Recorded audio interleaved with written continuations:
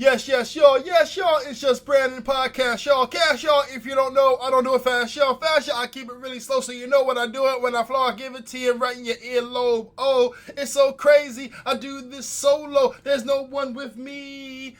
You see, I'm going to stop now because I've had these freestyle fail moments all this week. What's good, people? It's just Brandon. You guys, this is Brandon Podcast. Not currently on Podomatic because Podomatic is currently, messing with me in my account.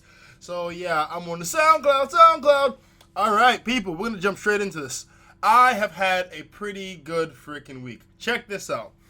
All right, simple math now. I put 10 pounds. I gave this guy 10 pounds, and I wanted to put 3 in my oyster. So, remember, it's 10. So, let's do like a math equation. So, Brandon goes to the store with 10 pounds. He puts 10 pounds. Sorry.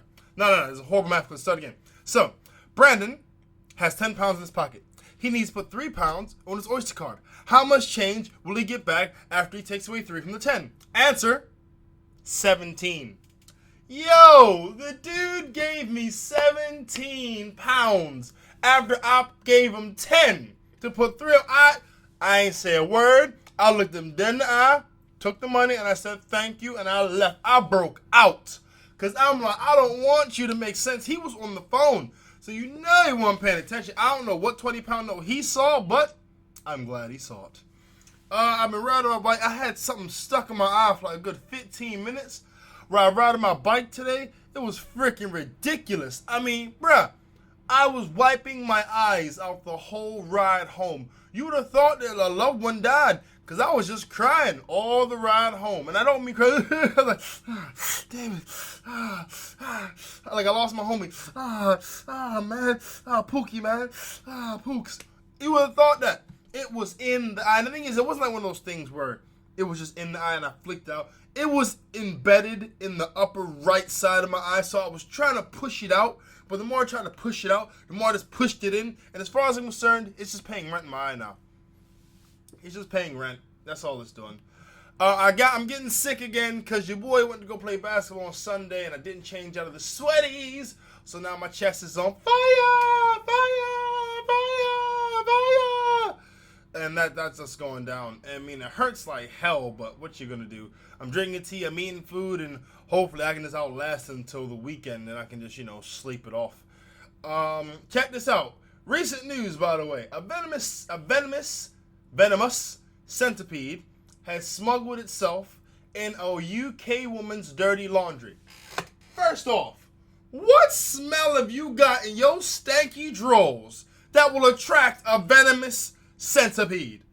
They get off on smells. They're not going to mess with no Dettol. They're going to mess with no detergent. They're going to mess with something that they can, sort of vibe with, Like I hear rap, I bob my head to rap. A fly smells doo-doo, they bob their head to doo-doo. What is in her drawers that the centipede was like, I need to get me some of this. And it just slithers inside. And it hides in there. And the woman's like, oh, there's a centipede. And she calls the RSPCA, and the RSPCA like, wait a minute, ma'am, how did it get in your how did it get in your laundry? Oh, well, I don't know. I was getting dressed in a hurry and it must have snuck in something. Ma'am, listen. Your drawers stink, be honest. You got some stanky drawers. It's okay, ma'am. We're not judging you. We just need to know so we can warn people in the future. Next week, you see on RSPCA. Ladies and gentlemen, do you know that stanky drawers attracts more venomous centipedes than anything else on the planet? Please, wash the skid marks. RSPCA approves. But for real, like when bears go attack, they don't go attack people that are just, sitting there eating like celery stick. No, they smell food cooking or they see walking food, i.e. humans, and they're like, yo, I need to feast on this. And they eat. That's what they do. Flies, they smell doo-doo. They go there. So what attracted this venomous centipede? And to be honest, the woman, her name's on blast. I ain't going to say her name because, to be honest, I don't want to know the stank shit. But it's just like, she's all surprised about it. And it's like, bruh, you stank. For you to attract a venomous centipede in your underwear. Notice they didn't say her, clean. They said dirty laundry. I don't know if she was sweating, if it was doo-doo, if it was badussi. I don't know what it was. But whatever it is, it smelled like love. To the centipede. Oh, it's a like love.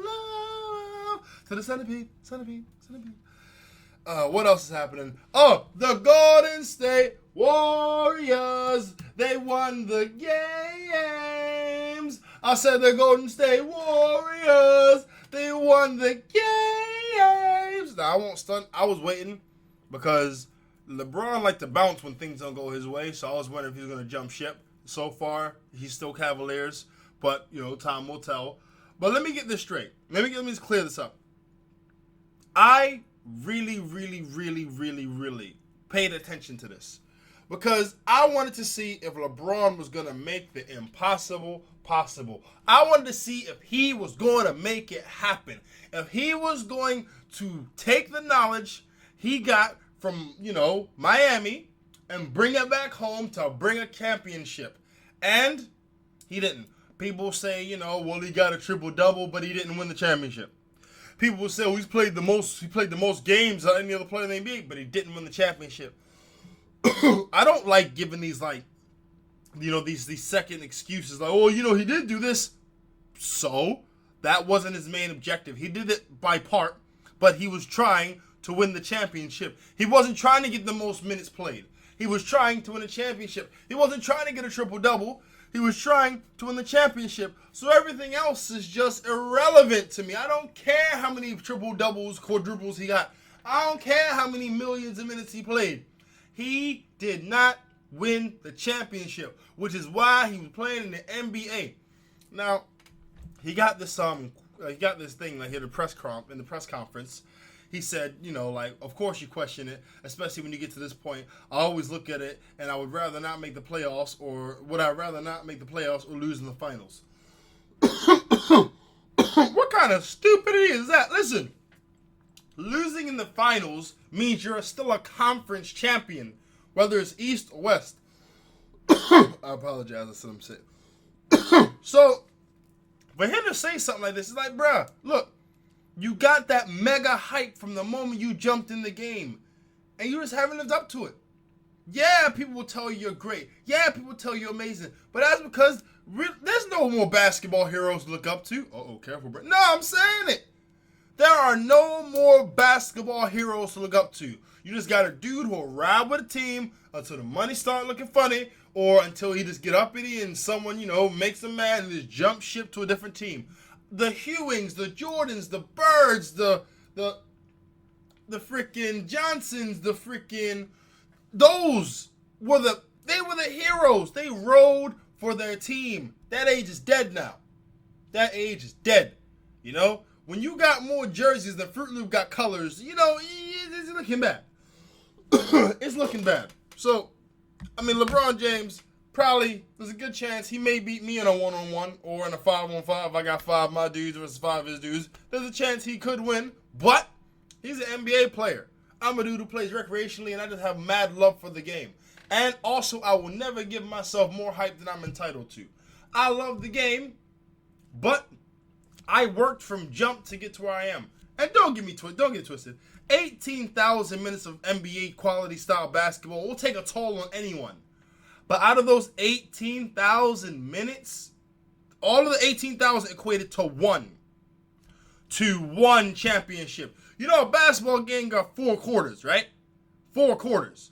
So out of all those 18,000, and I believe it was 10 minutes a quarter, out of all of those 18,000 minutes of play, you get 1 championship? Bruh, you get no sympathy from me. It's not about the dude who was told he's the best thing since sliced bread, told he's the next Jordan. It's not about that dude. It's about the dude who goes in the gym, plays. Everyone else leaves, he's still there, playing. Next one, he wakes up and he practices.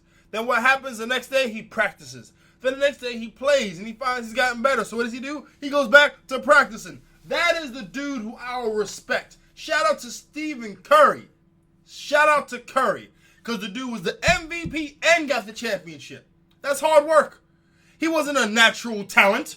He wasn't a dude who was propelled into mega stardom of basketball before he picked up a ball to play. No! He was a dude who made the NBA, got through the draft, and showed his work. I respect hard workers. Now, I know what you may be thinking. Brandon, so you saying LeBron ain't a hard worker? No! I'm saying he's a hard worker, but he got more hype than he had hard work. So, yeah, Cavaliers lost. My heart bleeds for, like, Kyrie Irving. Because through all of the doo-doo storm that the Cavaliers are going through, he was there. Wading through the nonsense.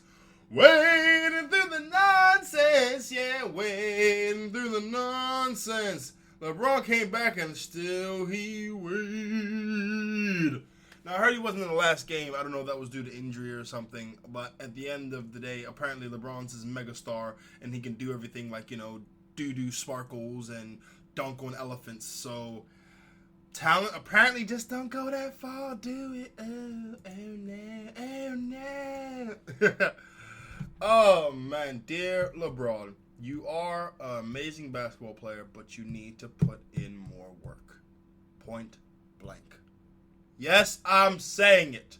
If someone wants to run a trial of me and throw me in an NBA standard basketball game, guarantee you hard work will be doo-dooed from me. From the beginning of the game to the end of the game, the court will be full of a mess of my hard work mess. Best believe it. Best believe it. People, as you know, this is going to be a half an hour podcast, so I got to get through. Now, okay. Rachel Dolezal. Let's get this clear, okay? I have not one single problem with Rachel Dolezal. Not one. She was the leader of the NAACP. The National Association of Advancement of Colored People. I love that. That's a good look. To be leader of that is a good look. Now, in saying that, allow me to say the jokes. Talking about being colored, she takes color to a whole nother level. When you white and you gotta color yourself in to be black, you qualify like a mug to be the leader of the National Association for Advancement of Colored People. I didn't know you were advancing colored people that were white.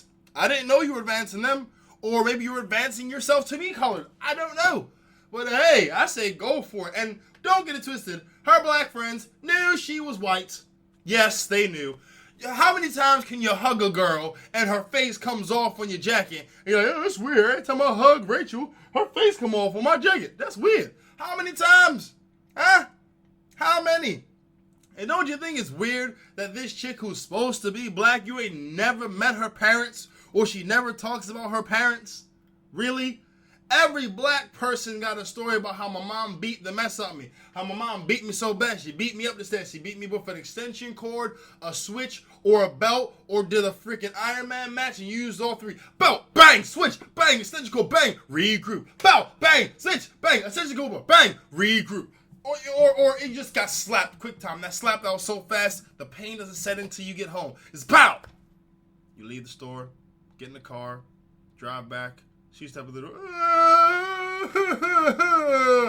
That is a black parent. They leave a trademark on you.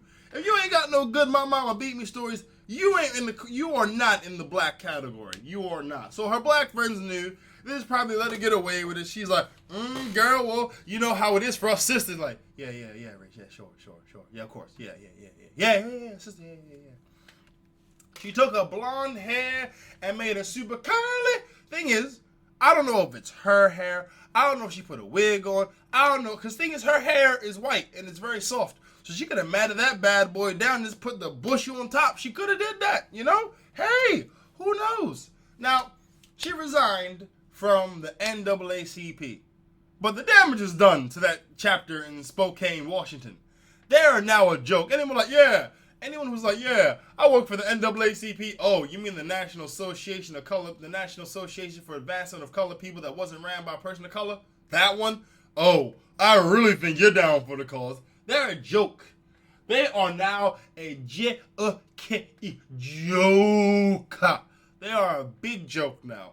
And unfortunately, the damage ain't going to be undone for a while. This is a scandal. How you got someone that's white running? And the thing is, not even that they're white, but this was a white person that lied about being black. Yeah, think about that. So the leader of that thing was a liar, blatant liar. That doesn't go well for the organization, And to be honest, looking at Rachel Dolezal, the thing is, they have the old picture of her where she's clearly white with freckles, and then the new her where the girl is like an orangey brown or something like that. She got greedy.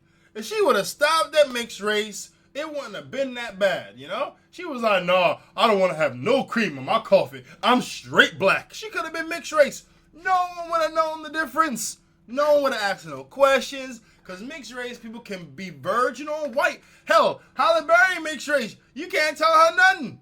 You think she's black. No, there's some white up in there. But she had to be greedy. Dolezal, you had to be greedy. You could have been mixed race and flew the flag. You could have. But you had to be black, didn't you? She's probably one of the only white women in history that are signing up to be black. I know black guys want to be white all the time, but a white woman that wants to be black, Jesus, that is a new one on me. You know, it's okay.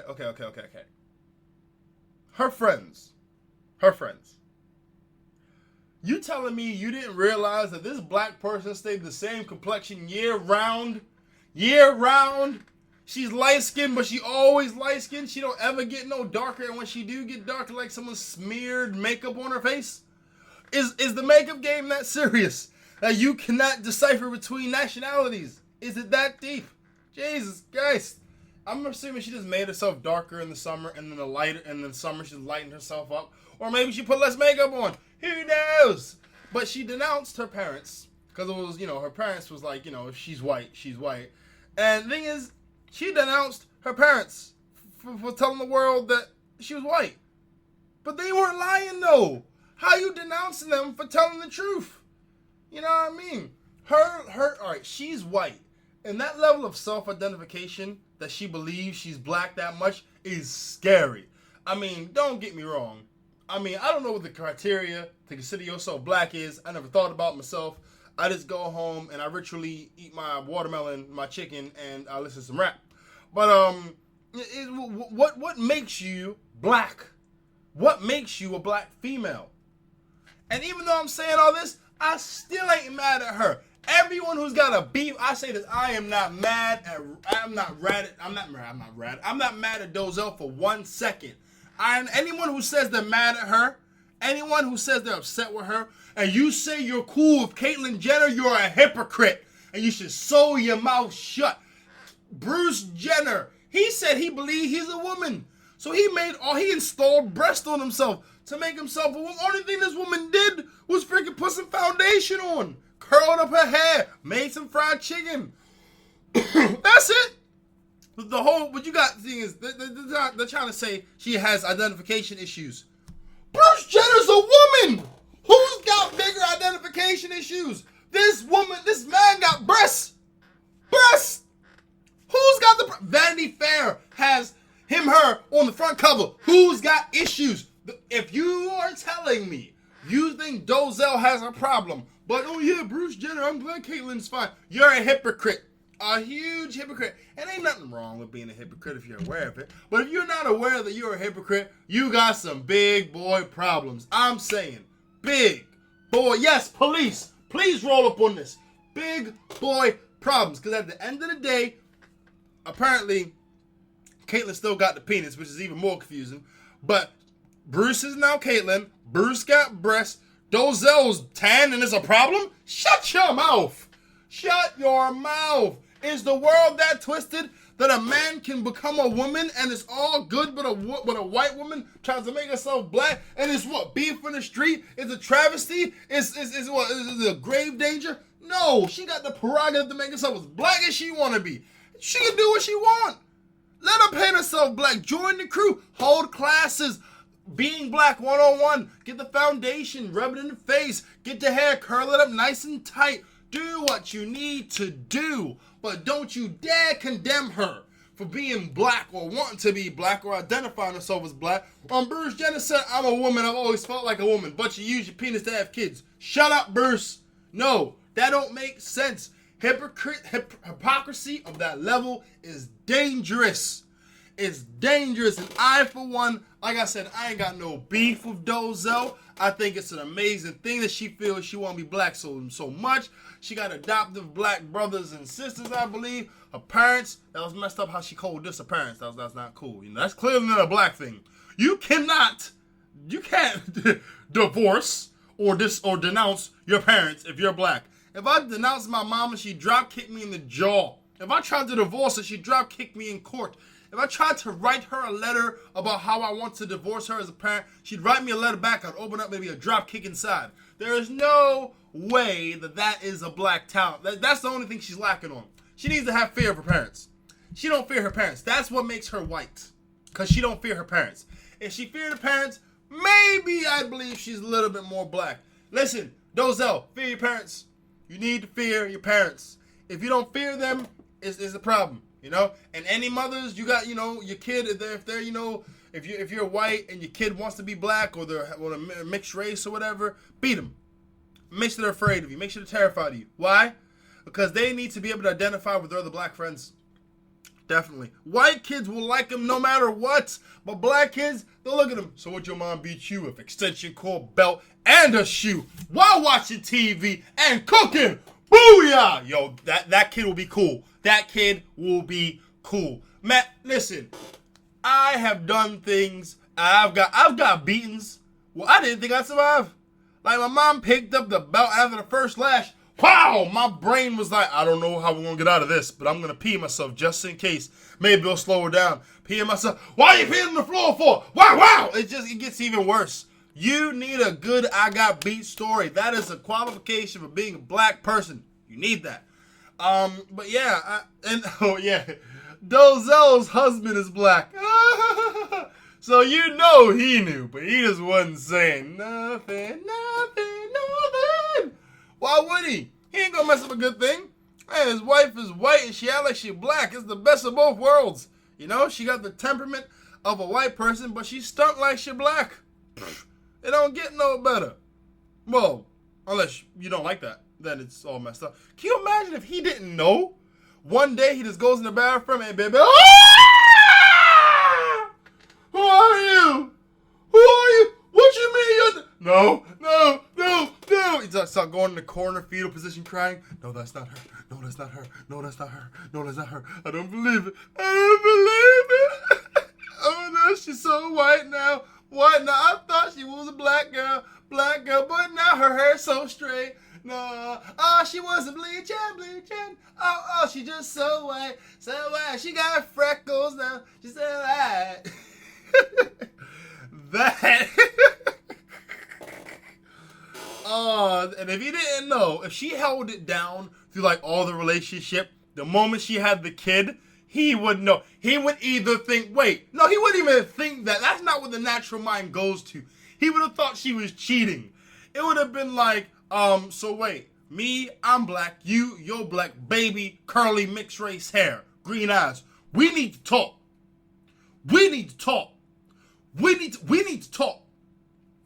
To be fair, you would know, because unless she like make up everything, I mean everything, and I'm saying everything, he would realize that, baby, the hair down there don't mean the hair up top.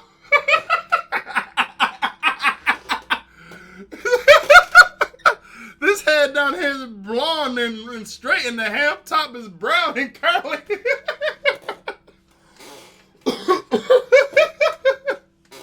Oh, Jesus. Oh. That'd be some consequences and repercussions, boy. There's no way that would go down and there would not be an issue. There would be some serious problems with that. But I hope that she can really reconcile with her parents, because that's what she needs to do. Because in the eyes of the media, she's a liar, and she looks pretty, messed up. Like, not a psycho. What is it called? Schizophrenic or something like that? Like, she looks like schizo. Because she disowned the parents. She says she black, but she really white. She did the hair thing. She identifies herself as a black woman. To rebuild your self-image, Dozell, you need to reconcile with your parents. After you reconcile, then you can rebuild your black-white image. Hell, make a book called The Truth Behind Black and White. And make sure black is spelled in white and white is spelled in black coloring. Then you'll sell that book. That book will be on fire. Get yourself on Wendy Williams or, no, not Oprah, because, actually, Wendy Williams, that's a man, ain't it? No, don't Wendy Williams. Yeah, but, just saying, get yourself out there, talk to people, tell your side of the story, If Michael Jackson's alive, he'd have your back.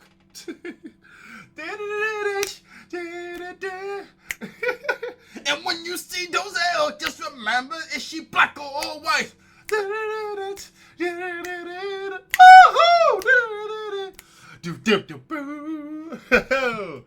Oh, but nah, straight up, I have no beef with her. None whatsoever. Because only thing she did was tanned up and curl up. She didn't install nothing. She didn't chop nothing off. She didn't take no pills. At least I don't think she did. You can't take no pills to be black as far as I'm concerned. And if they do, God help us. But yeah, so if you are cool with Caitlyn Jenner, but you got beef with Dozell, you are a hypocrite. You need to shut your mouth. Because the hypocrites like you that mess up the economy, damn it. All right, people, let's jump to these questions. Yo, Brandon, I never get things done on time. I give myself deadlines and time limits, but I always go over. I want to be more punctual with my work, but I always forget something and run over time, attempting to fix what I missed. Can you help? Oh, God, I've been doing that a lot myself. Okay, you need more time, so you need to make a sacrifice. And when I say a sacrifice, I'm not talking about cutting your arm or anything like that. You need to make a sacrifice. And the sacrifice is very simple. You need to wake up 2 hours earlier than you need to and do all of the extra work. And then after you do that work, after those 2 hours, you go back to your normal work. And yeah, you have to stay up for the rest of the day on that sleep that you got. I know it's messed up. I know it sounds cold, but you need to stay awake. Reason being is this. Your body needs to understand that work comes first. Yeah, you want to go to sleep. Yeah, you want to chill out. Yeah, you want to be what's the word? You want to have a comfortable life, but comfort don't make winners. The only reason that you can mess up on things like that is because you at one point in time thought, you know what, I'm getting comfortable. Wrong. You can't get comfortable until you've achieved your goal. I know I sound like a douche and maybe a little bit of a prick, but I'm telling you some good ish. You need to be more stringent on yourself. Get the work done. Stop watching things. Play some music that will really get you into that mood. Hacking music, type it on YouTube. Rock and roll, type it on YouTube. Listen to it and get to work. If you forget something, don't beat yourself over it. Don't beat yourself up. If you have a negative or a detracting mind frame, that will kill you. No matter what you do, if it was 100%, it'll only be 65. Why? Because your mind's going to take away. You're not going to look at the bigger picture. You're going to look at this small little focus of I'm screwing up. So do not do that at all. Take the mind frame and change it. Forget the whole I don't get things done on time. Congratulate yourself on getting things done. Do you know how many people suck at getting things completed? You do it, but it's late. Hell, at least you did it. Give yourself a high five, pat on the back, and get the rest to work. Improve. That should be your thing. Don't worry about what you ain't do. Focus on what you have done and what you're doing. Focus on those two. And don't become lethargic. Keep doing bigger and better. Move onward and upward. And that is how you get past that hurdle. Next question. What's good, IJB? Me and my girl are expecting a child soon. I'm not sure how to deal with it. I feel nervous and underprepared. I wanted to do right by my child, but all I can think about is how I'm going to screw it up. Besides Prozac, do you have any suggestions to help with anxiety? I know you don't have kids, but you seem to have a good grasp on parenting. Shit! I am terrified by the idea of having a child. A child is like a living computer. They download information all the time. They can act on their own will. Whatever you say is gospel. That is a scary responsibility for me to have. That terrifies me, which is why I do not have kids. That thought alone is more of a contraceptive than anything they can make. There's nothing that you can do to utterly prepare yourself to be a completely perfect parent. But what you can do is know yourself and love yourself enough so you can have that to offer that child, as opposed to the other things which are pretty much a requirement, a standard requirement. Love, affection, a stable household, maybe a car or some type of transportation to take them around, a house where they can have their own space to grow and develop. Those things are a necessity. I'm not dissing anyone that got a kid to live with their mama, but I'm saying I couldn't have no kid live with my mama. That's not cool. I need to be the head of the house. If she's the head of the house, that's not a good look for me. I don't like my kid to have that type of understanding. I am the head of the house. Then there's big mama. Then there's, grandmama. And then there's great grandmama, etc. and so forth, right? So, yeah. Dude, the fact that you're there is a high five to you. That's a high five in itself. Do not look down on yourself and don't think negative thoughts. You are crushing it. You're with your girl and you're having a baby. That right there puts you 50 points ahead of most kids of today. Most kids of today got a mother that's having a kid. Or a father that visits the kid. A mother and father having a kid, that's like snow on Christmas, baby.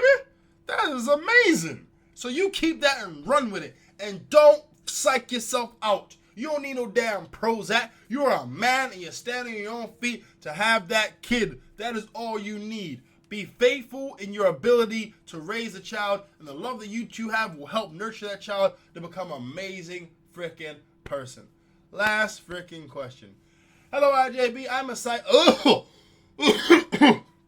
Hello, IJB. I am a cyclist, and I think you are promoting unsafe cycling by denouncing the use of a helmet. What if it was your child? What would your stance be the same? As a mother, I feel you could do better. What are you talking to? Okay, first off, let's get it straight. I don't denounce the use of a helmet. I denounce of using a helmet to protect you from all dangers in the world. A helmet will not protect you from getting your chest crushed. A helmet will not protect you from getting run over. A helmet will not protect you from getting, some smash in your eyes. A helmet is used to protect the top of your cranium, your head. That's all it's used for.